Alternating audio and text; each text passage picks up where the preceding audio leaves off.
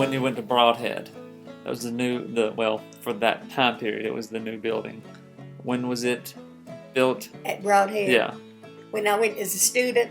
No. Well, so is it the same building? Well, no. No, the same building was there. Mm-hmm.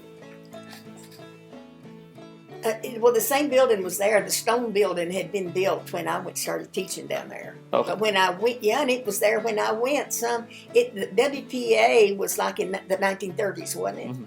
I think so, yeah. And so that's when the stone building, because I remember going. Well, see, a substitute teacher was not heard of. I mean, if the teacher didn't come, somebody else covered the class, and a lot of times it was high school, and like in case of Broadhead, where there was an elementary, a high school and an elementary, then a lot of the high school students would have to go cover the classes with the grade school. So I spent a lot of time in the grade school classroom, and maybe send two of us together or something in a classroom, and but that's just the way it worked. Mm-hmm. Yeah, well, and that's different. And when you're talking about just that time period, you had sometimes, even before that, teachers were 15, 16 years old. That was they were quite young. Like you said, if they did so many hours or whatever. Yeah, see, I was like 19. Wow. That was old.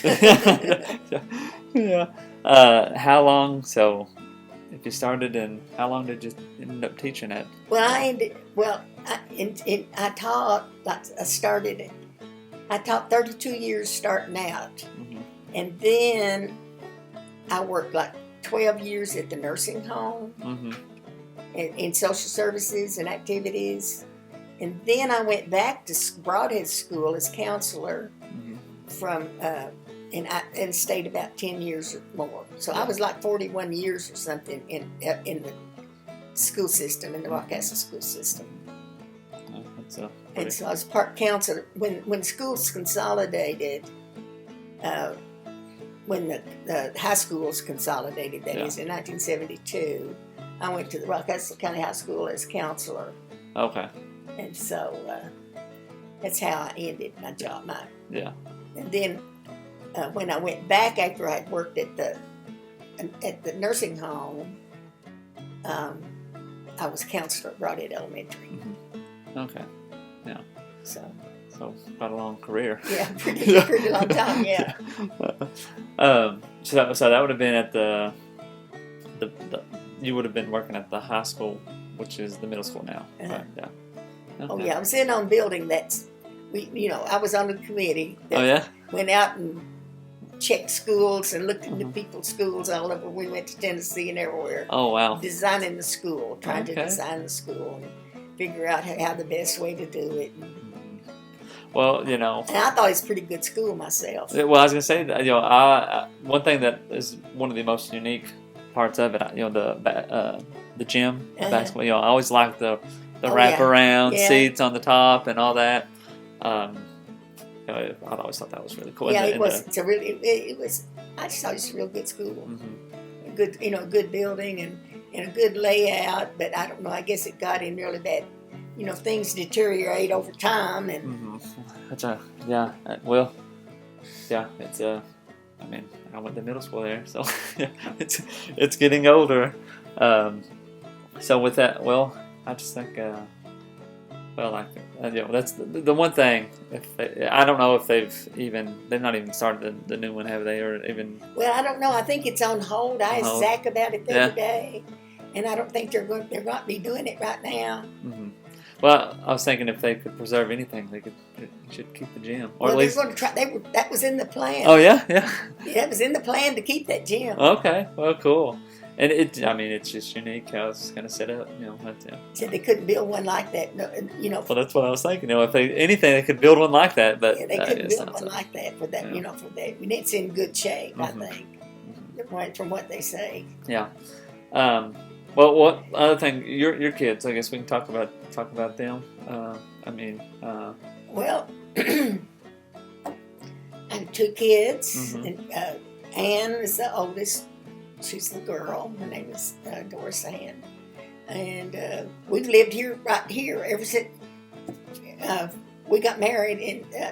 Billy and I got married in 1950. Yeah, and we started out living up at my grandmother's little house on my grandfather's property, Grandfather Ham, up on 70, and then we moved downtown and in one of the apartments over Jack Owens' store. Mm-hmm.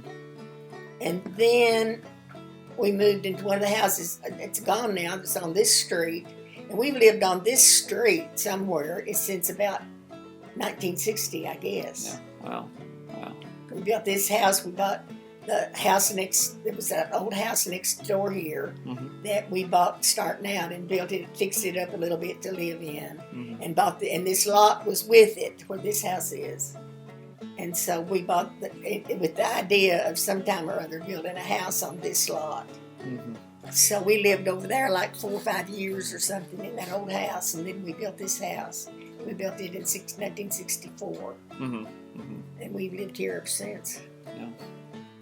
Yeah. And so my dad was the builder here. Foreman for the building. Yeah. E.B. Lawrence was the guy that worked with him, and then the electrician was Bill Brown and Bob Snodgrass. And the plumbers were Edgar Cash and David and Jackie. So we had kind of a built-in construction group. Yeah. Had our own built-in group. And then go ahead. Ann, and then Gary came along a year later, and they both went to school here, and Ann went to nursing school, and she's retired from that now. And Gary went to Eastern a while, and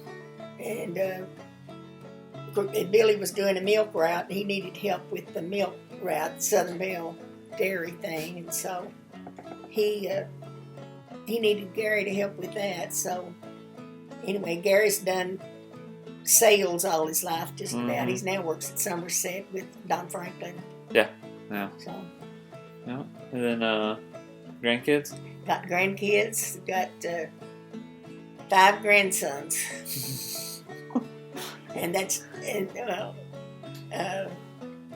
3 of them were, well, 2 Zach Gentry and Benjamin Taylor, and then Lucas and Levi and Landon Gentry. Landon is the youngest. He's going to be a sophomore at Eastern this coming up year.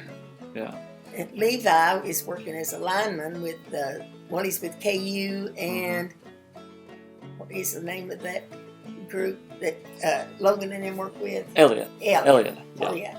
Elliot, I think, trains the KU people or something. Well, I think they all train out of, well, not all of them, but a lot of them train out of Somerset there, at that school. Levi went to this, there's this out down on 461. Yeah, that place. He took training there for linemen. Yeah, that's where Logan did his too. Did he? Yeah. I mean, it's just like, I think it's through Somerset. Well, it is now. Yeah. You know, I think they have Somerset Community College has taken it over. I think, or I don't know if that little school is still in existence or not, but Somerset does have that as part of their curriculum. Yeah. The Broadhead School would be pretty interesting because it's, pretty much I've the got a little book that's the history of Broadhead School. Okay, when let's see, what year would that have been?